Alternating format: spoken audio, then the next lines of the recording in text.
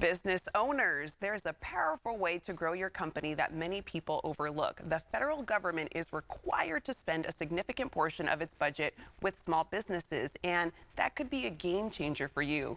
Today, we're talking with a government contract strategist who's on a mission to empower entrepreneurs to tap into this opportunity. Karwana D. Irving is the author of Don't Duck the Government. They've got your money, how to make millions pitching and winning government contracts. Dr. Karwana Irving, thank you for joining us today. Great to be here. Yes, happy to have you on, and such an interesting topic. So I wanted to ask, let's start kind of with your journey a bit. How did you discover that landing government contracts could be the key to growing a small business? Well, I discovered government contracts when I was just getting started as a videographer, photographer, barely making $20,000 to $30,000 a year, working full time.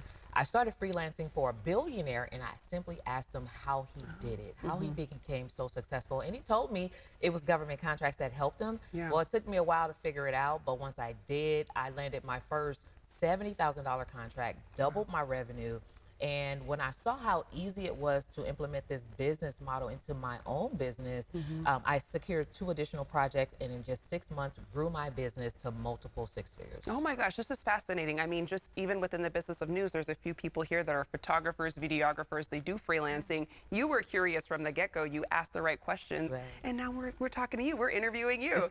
So what types of small businesses are best suited to apply for government contracts, and how can they get started? This actually works for all types of businesses. So I had a multimedia business, but this works for food-based businesses, mental health services, home-based businesses, you name it.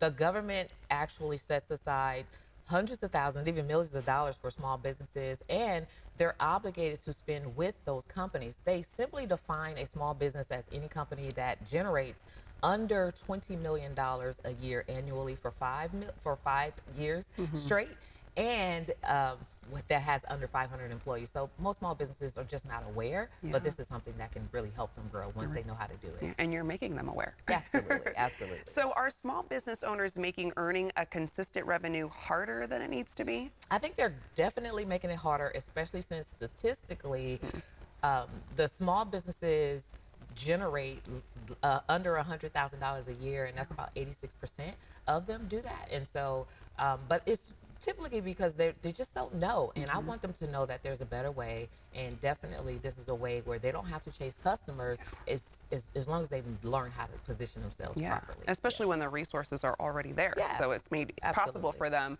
What are some of the biggest pitfalls that business owners should watch out for when trying to win government contracts, and how can they set themselves up for success? I love helping small businesses avoid the pitfalls.